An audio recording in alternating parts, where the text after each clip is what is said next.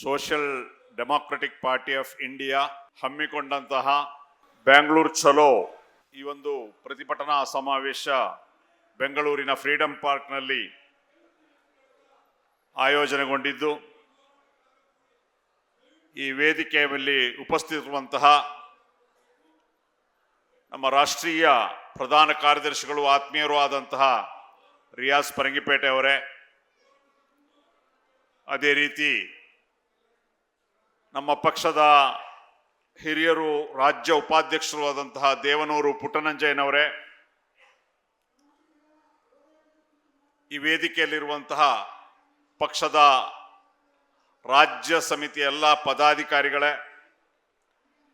ಅದೇ ರೀತಿ ಈಗ ತಾನೇ ನಮ್ಮ ಮುಂದೆ ಈ ಪ್ರತಿಭಟನೆ ಉದ್ದೇಶಿಸಿ ಮಾತನಾಡಿದಂತಹ ಬೆಂಗಳೂರಿನ ಹಿರಿಯ ಮುಸ್ಲಿಂ ನಾಯಕರು ಮುತ್ಸದ್ದಿಗಳು ಆದಂತಹ ಶಫೀವುಲ್ಲಾ ಸಾಹೇಬ್ರೆ,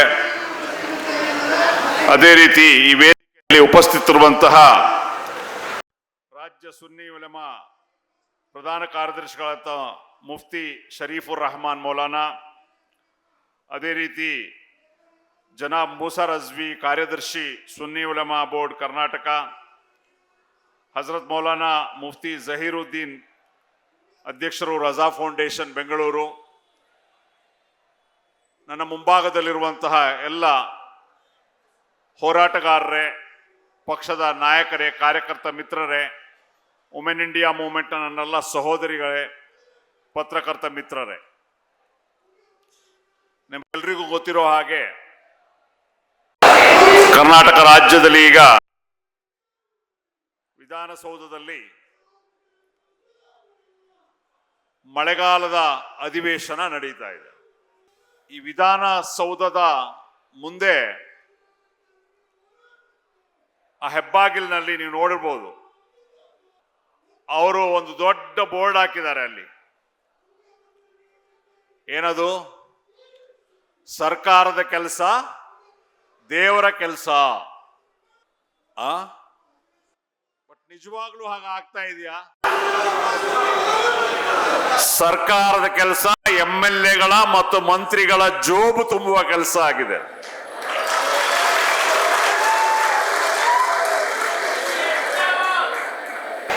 ಇಂದು ವಿಧಾನಸೌಧದಲ್ಲಿ ಅಧಿವೇಶನ ನಡೆಯಬೇಕಾದ್ರೆ ನಾಡಿನ ಜ್ವಲಂತ ಸಮಸ್ಯೆಗಳ ಬಗ್ಗೆ ಚರ್ಚೆ ಆಗಬೇಕು.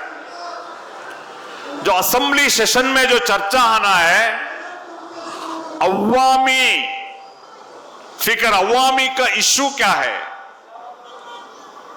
अवाम क्या चाहते हैं, क्या हम लोग वादा किए थे, ये तमाम चीजें डिस्कशन होना है.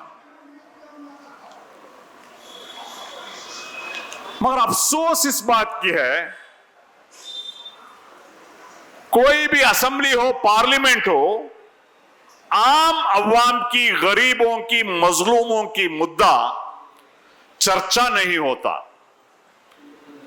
आ विषयಗಳು ಚರ್ಚೆ ಆಗೋದಿಲ್ಲ. इनको खौम कब याद आता है बोले तो हजरत, इलेक्शन का खौम की नुमाइंदा, खौम की नुमाइंदे को वोट लो, सीट बचा लो. बहुत अफसोस के साथ मैं बात करना चाहता हूं, कर्नाटक का 1 करोड़ मुसलमानों के ऊपर ये नाइंसाफी और बेइज्जती हो गई. अभी हाल ही में कर्नाटक हुकूमत ने जो स्कूल टीचर का रिक्रूटमेंट का गजट नोटिफिकेशन लागू किया, 15,000 ಟೀಚರ್ಸ್ करने का, 15,000 ಶಿಕ್ಷಕರನ್ನು ನೇಮಕಾತಿ ಮಾಡುವ ಒಂದು ಅಧಿಸೂಚನೆ ಹೊರಡಿತು. कैबिनेट में रखती इसको.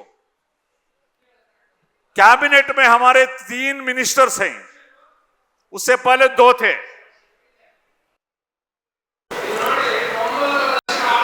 जब कैबिनेट में इसमें चर्चा हुआ तो क्या आप सोले तो क्या सोले उर्दू टीचर्स का इसमें इंक्लूड नहीं है बोलकर क्यों आपको मालूम नहीं हुआ? ये अफसोस की बात है। जब कैबिनेट में एजेंडा आता है, वो एजेंडा आने से पहले एजेंडा इनको पहले भेजती, ये एजेंडा है करके बोलकर हमें जो मीटिंग को भेजती ना, एजेंडा पे आकर को ऐसा कैबिनेट मीटिंग से पहले एजेंडा भेजती। 15,000 स्कूल टीचर्स का रिक्रूटमेंट का एजेंडा है। तब इन्हों क्या करना, यजमाना स्टडी करको जाना,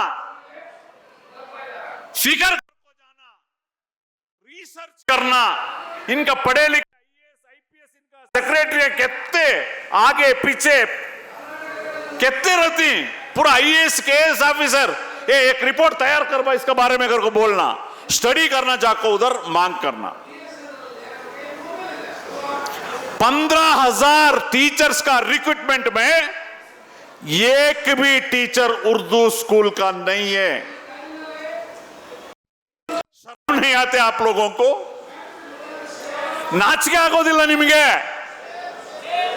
कौम का नुमाइंदा ಮುಸಲ್ಮಾನರ ಅಲ್ಪಸಂಖ್ಯಾತರ ಓಟು ಪಡೆದು ಹೋದ ಶಾಸಕರು ಮತ್ತು ಮಂತ್ರಿಗಳಿಗೆ ಹೇಳ್ತಾನೆ, ನಾಚಿಕೆ ಆಗೋದಿಲ್ವ ನಿಮಗೆ? 15,000 ಶಿಕ್ಷಕರನ್ನ ನೇಮಕಾತಿ ಮಾಡಬೇಕಾದ್ರೆ ಉರ್ದು ಮಾಧ್ಯಮದ ಒಬ್ಬನೇ ಒಬ್ಬ ಶಿಕ್ಷಕರಿಗೆ ತರಲಿಲ್ಲ ಅಂದ್ರೆ ನಾಚಿಕೆ ಆಗೋದಿಲ್ಲ ನಿಮಗೆ? ಮಾನ ಮರ್ಯಾದೆ ಇಲ್ವ ನಿಮಗೆ? ವೋಟಿಂಗ್ ಟೈಮಲ್ಲಿ ಬರ್ತೀರಿ, ಭಿಕ್ಷೆ ಬೇಡ್ಕೊಂಡು ಟೋಪಿ ಹಾಕೊಂಡು ಬರ್ತೀರಿ. ದಯವಿಟ್ಟು ನಾನು ಬೇಡ್ಕೊಳ್ತೀನಿ, ಈದ್ಗಾಗಳಿಗೆ ಟೋಪಿ ಹಾಕೊಂಡು ಮೌಲಾನಗಳ ಸಾಲ ಹಾಕೊಂಡು ನೀವು ಬೇಡ.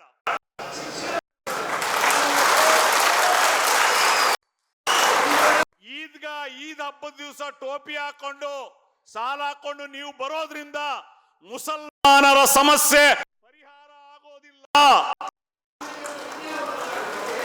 ಆ ರೀತಿ ಚಾಕ್ಲೇಟ್ ಐಸ್ ಕ್ರೀಮ್ ಕೊಡಿಸಿ ನಮ್ಮನ್ನ ಖುಷಿ ಪಡಿಸುವ ಅಗತ್ಯ ಇಲ್ಲ.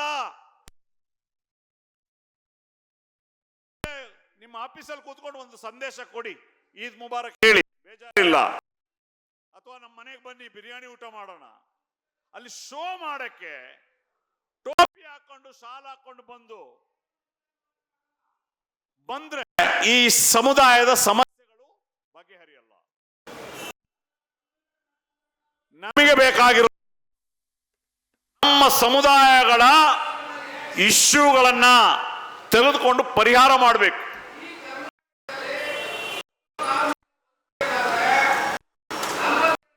ಎಚ್ಚರಿಕೆ ಈ ಸರ್ಕಾರಕ್ಕೆ ನಾವು ಹೇಳ್ತಾ ಇದ್ದೀವಿ. ಈ 15,000 ಶಿಕ್ಷಕರ ನೇಮಕಾತಿಯಲ್ಲಿ ತಕ್ಷಣ ಒಂದು ಅಮೆಂಡ್ಮೆಂಟ್ ಮಾಡಿ ಉರ್ದು ಮಾಧ್ಯಮ ಶಿಕ್ಷಕರ ರಿಕ್ರೂಟ್ಮೆಂಟ್ ಅನ್ನು ನೀವು ತೆಗೆದುಕೊಳ್ಬೇಕು. ಇಲ್ಲ ಅಂದ್ರೆ ಹೊಸ ರಿಕ್ರೂಟ್ಮೆಂಟ್ ನೋಟಿಫಿಕೇಶನ್ ಹೊರಡಿಸಬೇಕು. ಇಲ್ಲದೆ ಹೋದರೆ ಮುಂದಿನ ದಿನಗಳಲ್ಲಿ ಎಲ್ಲ ಶಾಸಕರ ಮಂತ್ರಿಗಳ ಮನೆ ಮುಂದೆ ಮುತ್ತಿಗೆ ಹಾಕುವಂತ ಕೆಲಸವನ್ನ social democratic party of India ಮಾಡುತ್ತದೆ.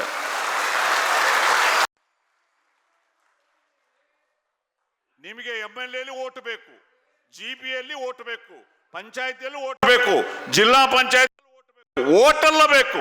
ನಮ್ಮ ಕೆಲಸ ಮಾಡಬೇಕು.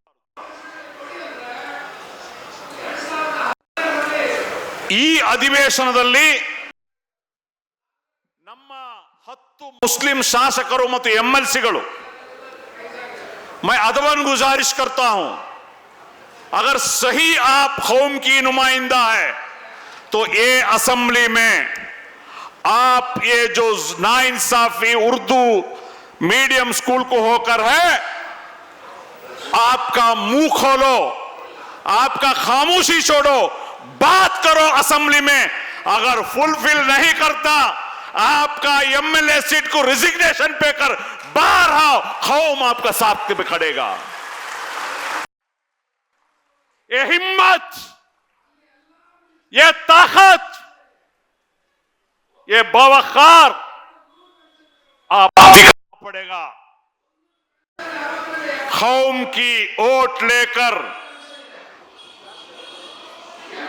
ये नाइंसाफी को देखते रहेंगे एक खौफ माफ नहीं करेगा, याद रख लो। आपको हम हमारा नुमाइंदा बनाकर भेजे हैं। हमारे हर मसाइल में बात करना, उसका सॉल्यूशन पे आना, ये आपका जिम्मेदारी है। ಎರಡನೇ ವಿಚಾರ, ನಿಮ್ಗೆಲ್ರಿಗೂ ಗೊತ್ತಿದೆ, ಕಾಂತರಾಜ್ ಆಯೋಗದ ವರದಿ 160 ಕೋಟಿ ರೂಪಾಯಿ ಖರ್ಚು ಮಾಡಿ ಆ ವರದಿಯನ್ನ ಬಲಾಢ್ಯ ಜಾತಿಗಳ ಒತ್ತಡಕ್ಕೆ ಮಣಿದು ಕಸದ ಬುಟ್ಟಿಗೆ ಹಾಕಿದ್ರು, ರಿಜೆಕ್ಟ್ ಮಾಡಿದ್ರು. 160 ಕೋಟಿ ರೂಪಾಯಿ ನಮ್ಮ ಟ್ಯಾಕ್ಸ್ ಹಣದಿಂದ ಆದಂತದ್ದು. ಎಂತ ದುರಂತ ನೋಡ್ರಿ, 160 ಕೋಟಿ ಹಣ ನಮ್ಮ ಟ್ಯಾಕ್ಸ್ ಹಣ ವರದಿ ರೆಡಿ ಮಾಡಿದ ಕಸದ ಬುಟ್ಟಿಗೆ ಹಾಕಿದ್ರಲ್ಲ. मैं पूछना चाहता हूं, एआईसीसी का लीडर, पार्लियामेंट में leader of opposition Rahul Gandhi ji को, राहुल गांधी जी, आपने पूरा मुल्क में क्या सेंसस बनाने के लिए मांग किए हैं? मजलूमों का, पिछड़ा तबके के बारे में बहुत बात करते हैं आप, बहुत हमदर्दी दिखाते हैं आप, बार बार ये बताते हैं बैकवर्ड में जज नहीं है, जो जजेस में बैकवर्ड क्लासेस नहीं है, कोर्ट में नहीं है, आईएएस ऑफिसर नहीं है, सब जो पीएम ऑफिस में नहीं है। अगर आप मुल्क में क्या सेंसस का बात करते हैं तो आपका ही हुकूमत कर्नाटक में है, कांग्रेस हुकूमत है कर्नाटक में। मधुसूदन नायक कमीशन रिपोर्ट करीब 54 to 60 क्वेश्चन करके जो रिपोर्ट रेडी है, कितना खर्च किया मालूम है क्या? किसी को मालूम है कितना खर्च किया? मालूम है क्या? करीब 450 करोड़ खर्चा करे। वो 600 तक जाएगा बोल रही। 450 करोड़, 450 करोड़ आपका और हमारा टैक्स का पैसे खर्चा करके रिपोर्ट तो रेडी किए।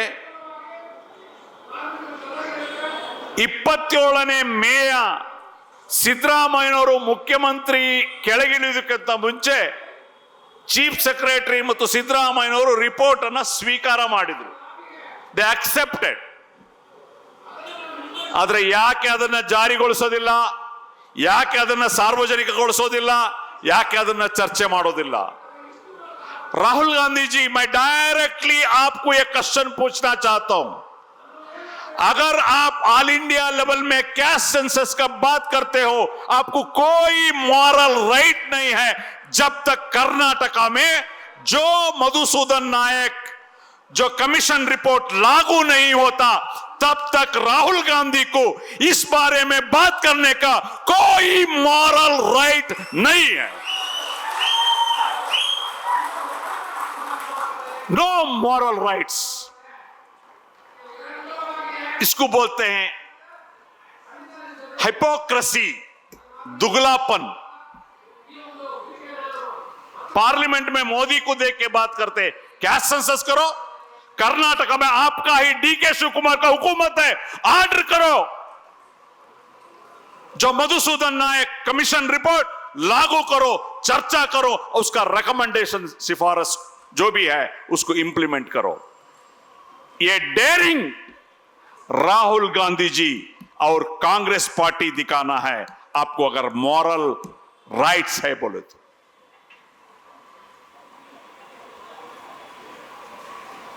450 करोड़ खर्चा करके ನಾನು ಕರ್ನಾಟಕ ರಾಜ್ಯದ ಅಹಿಂದ ವರ್ಗಗಳು ಸರಿಸುಮಾರು 80% ಅಲ್ಪಸಂಖ್ಯಾತರು, ದಲಿತರು, ಹಿಂದುಳಿದ ವರ್ಗಗಳು, ಇವರಿಗೆ ಕೇಳಲಿಕ್ಕೆ ಇಚ್ಛೆ ಪಡ್ತೇನೆ, ನಿಮ್ಮ ಟ್ಯಾಕ್ಸ್ ಹಣ 450 ಕೋಟಿ ಖರ್ಚು ಮಾಡಿ ಸಾಮಾಜಿಕ ಮತ್ತು ಶೈಕ್ಷಣಿಕ ವರದಿ ಜಾರಿಗೆ ಬಂದು ಸಿದ್ದರಾಮಯ್ಯನವರು ಸ್ವೀಕಾರ ಮಾಡಿದ ಮೇಲೆ ಯಾಕೆ ಜಾರಿಗೊಳಿಸುವುದಿಲ್ಲ ಅನ್ನುವಂಥ ಧ್ವನಿ ಅಹಿಂದ ವರ್ಗಗಳ ಬರಬೇಕು. ಇಲ್ಲಿಗೆ ನಿಲ್ಲೋದಿಲ್ಲ, ಗೊತ್ತಿರಲಿ. ನೀವು ಜಾರಿಗೊಳಿಸದೆ ಹೋದ್ರೆ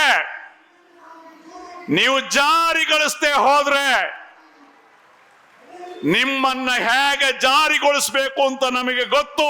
2028ರ ಚುನಾವಣೆವರೆಗೆ ಪ್ರತಿಯೊಂದು ಹಳ್ಳಿಗೂ ನಾವು ಹೋಗ್ತೇವೆ. ಪ್ರತಿಯೊಂದು ಜಿಲ್ಲೆಯಲ್ಲಿ ಅಹಿಂದ ಸಮಾವೇಶಗಳನ್ನು ಮಾಡುವುದರ ಮೂಲಕ social democratic party of India ನಿಮ್ಮ ಕಾಂಗ್ರೆಸ್ ಸರ್ಕಾರದ ಬಂಡವಾಳವನ್ನ ಜನರ ಮುಂದೆ ಇಡ್ತೇವೆ. ಗೊತ್ತಿರಲಿ, ಎಚ್ಚರಿಕೆ ಇರಲಿ.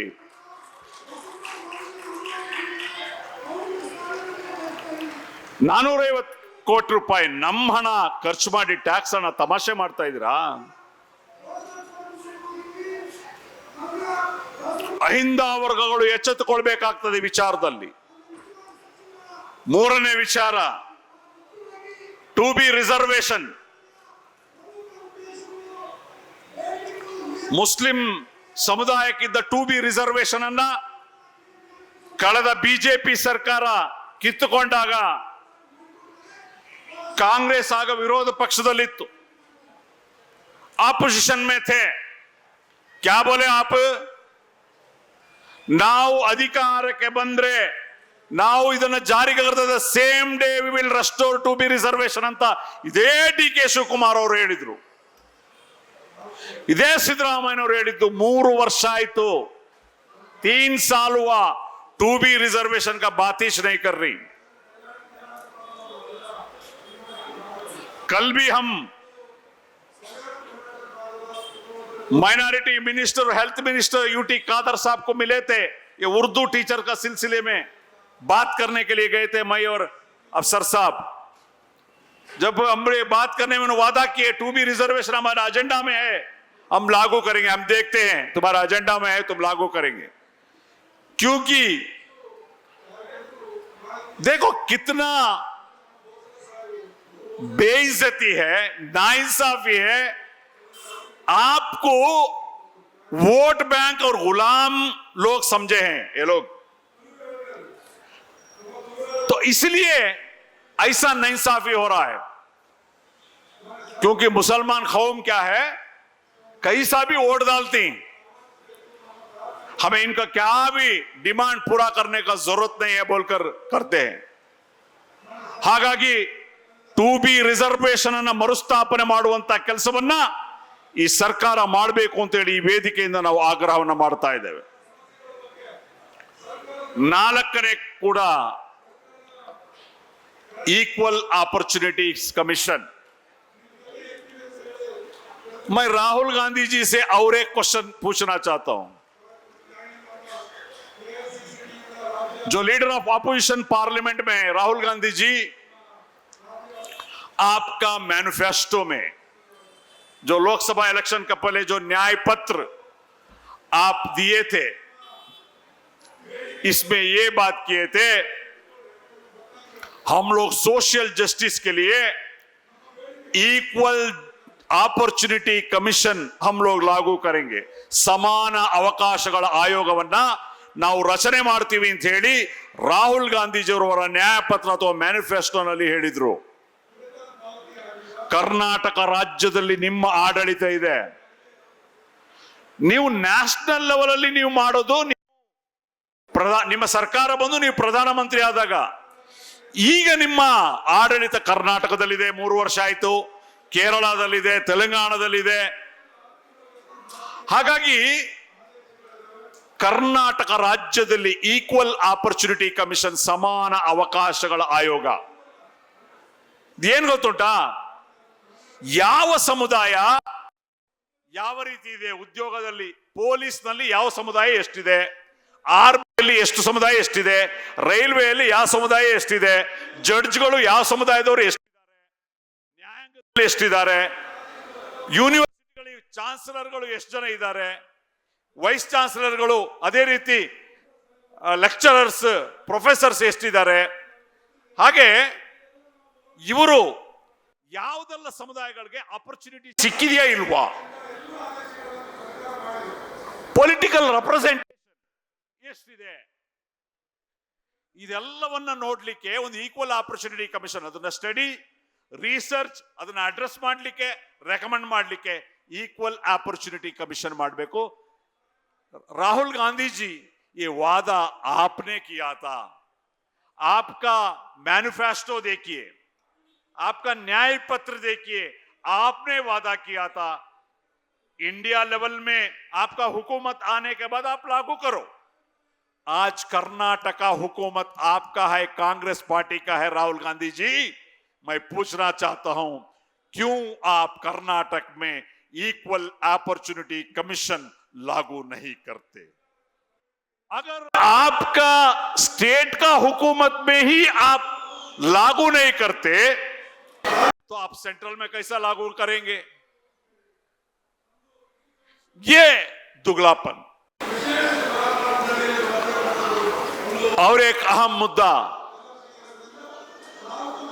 जो आजकल गवर्नमेंट जॉब जो है कम होते आ रहा है, जॉब्स नहीं है तो तमाम लोग प्राइवेट सेक्टर को जा रहे हैं. ಖಾಸಗಿ ವಲಯದಲ್ಲಿ ಮೀಸಲಾತಿ ನೋಡಿ, ಈಗ ಸರ್ಕಾರಿ ಉದ್ಯೋಗಗಳು ಅತಿ ಹೆಚ್ಚಿರುವುದು ಖಾಸಗಿ ವಲಯ. ಎಲ್ಲ ನೀವು ಪ್ರೈವೇಟೈಸೇಷನ್ ಮಾಡಿದಿರಿ. ಏರ್ಪೋರ್ಟ್ಗಳನ್ನ ಅದಾನಿಗೆ ಕೊಟ್ಟರು, ಬಂದರುಗಳನ್ನ ಮೋದಿ ಅದಾನಿಗೆ ಕೊಟ್ಟರು, ಅಂದ್ರೆ ರೈಲ್ವೆಯನ್ನ ಅದಾನಿಗೆ ಕೊಡ್ಲಿ, ಅಂದ್ರೆ ಎಲ್ಲವನ್ನು ಕೂಡ ಪ್ರೈವೇಟೈಸೇಷನ್ ಮಾಡ್ತಾ ಇದ್ದಾರೆ. ಜಾಬ್ ಆಪರ್ಚುನಿಟಿ ಕಡಿಮೆ ಆಗ್ತಾ ಇದೆ. ಸಾಮಾಜಿಕ ನ್ಯಾಯ ಸಿಗಬೇಕು ಅಂದ್ರೆ ಪ್ರೈವೇಟ್ ಸೆಕ್ಟರ್ ನಲ್ಲೂ ಕೂಡ ಮೀಸಲಾತಿ ನಿಯಮ ಒಂದು ಕಾನೂನನ್ನ ರೂಪ. ಮಾನ್ಯ ಡಿ ಕೆ ಶಿವಕುಮಾರ್ ಅವರೇ, ಈ ಖಾಸಗಿ ವಲಯಕ್ಕೆ ನೀವು ಎಲ್ಲವನ್ನ ಕೊಡ್ತೀರಿ, ಭೂಮಿಯನ್ನ ಕೊಡ್ತೀರಿ, ಟ್ಯಾಕ್ಸ್ ಕನ್ಸೆಷನ್ ಅನ್ನ ಕೊಡ್ತೀರಿ, ಅವರಿಗೆ ರಸ್ತೆಗಳನ್ನ ಕೊಡ್ತೀರಿ, ಅವರಿಗೆ ಏನೆಲ್ಲ ಮೂಲಭೂತ ಸೌಕರ್ಯಗಳು ಎಲ್ಲವನ್ನ ನೀವು ಕೊಡ್ತೀರಿ. ಎಲ್ಲವನ್ನ ನೀವು ಕೊಟ್ಟ ಮೇಲೆ ಸರ್ಕಾರ ಕೂಡ ಒಂದು ಬೇಡಿಕೆ ಇಡಬೇಕಲ್ಲ, ಸರ್ಕಾರ ಒಂದು ನಿಯಮ ಮಾಡಬೇಕಲ್ಲ. ಏನು ಪ್ರೈವೇಟ್ ಸೆಕ್ಟರ್ನಲ್ಲಿ ಕೂಡ ಕನಿಷ್ಠ ಪಕ್ಷ ಒಂದು 40% ಆದ್ರೂ ರಿಸರ್ವೇಶನ್ ಬ್ಯಾಕ್ವರ್ಡ್ ಅಂದ್ರೆ ಎಲ್ಲ ವರ್ಗಗಳಿಗೂ ಕೂಡ ನೀವು ರಿಸರ್ವೇಶನ್ ಕೊಡಬೇಕು. ಕರ್ನಾಟಕ ರಾಜ್ಯದಲ್ಲಿ ಎಲ್ಲಾ ಸಮುದಾಯಗಳಿಗೂ ರಿಸರ್ವೇಶನ್ ಇದೆ, ಇಲ್ಲ ಅಂತಲ್ಲ. ಬ್ಯಾಕ್ವರ್ಡ್ ಕ್ಲಾಸ್ ಅಲ್ಲಿ ಬರ್ತಾರೆ, ಯಾರು ಬ್ಯಾಕ್ವರ್ಡ್ ಕ್ಲಾಸ್ ಅಲ್ಲಿ ಬರೋದಿಲ್ಲ. ಉದಾಹರಣೆ ಬ್ರಾಹ್ಮಣರು, ವೈಶ್ಯರು, ಮೊದಲಿಯಾರ್ಗಳು, ಇವ್ರಿಗೆಲ್ಲ EWS ಇದೆ, ಎಕನಾಮಿಕ್ ವೀಕರ್ ಸೆಕ್ಷನ್ 10% ರಿಸರ್ವೇಶನ್ ಅವರಿಗೆ ಕೊಡ್ತಾರೆ.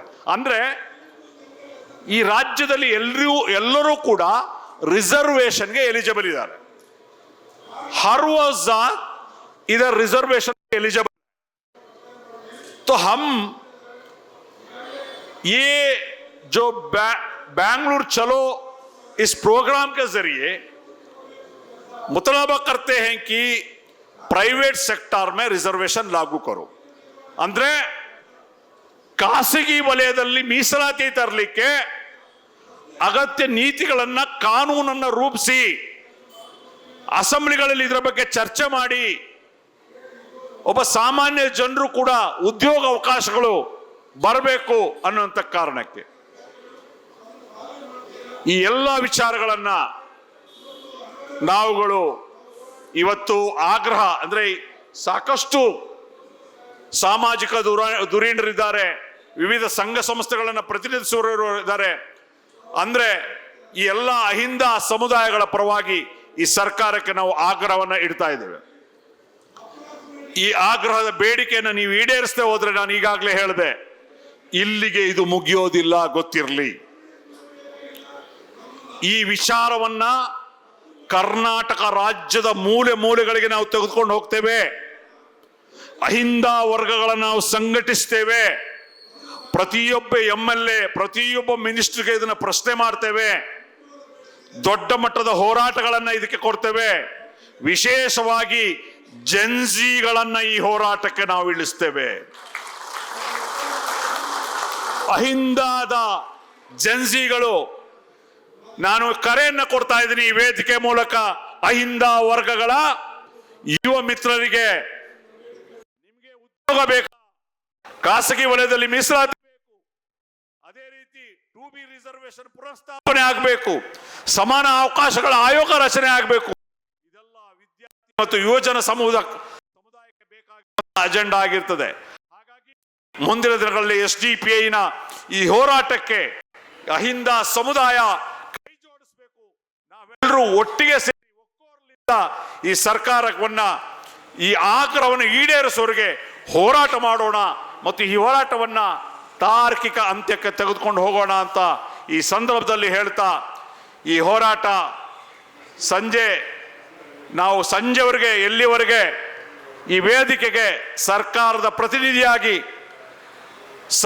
ಪ್ರತಿನಿಧಿಯಾಗಿ ಸಚಿವರುಗಳು ಮಂತ್ರಿಗಳು ಬರೋದಿಲ್ವೋ ಅಲ್ಲಿಯವರೆಗೆ ನಮ್ಮ ಈ ಧರಣಿ ಸತ್ಯಾಗ್ರಹ, ಈ ಹೋರಾಟ ಮುಂದುವರಿಯುತ್ತದೆ ಅನ್ನುವಂತಹ ಒಂದು ಸಂದೇಶವನ್ನು ಕೊಡ್ತಾ ನನ್ನ ಮಾತನ್ನು ಮುಗಿಸ್ತೇನೆ. ಜೈ ಹಿಂದ್, ಜೈ ಕರ್ನಾಟಕ, ಜೈ SDPI. Thank you.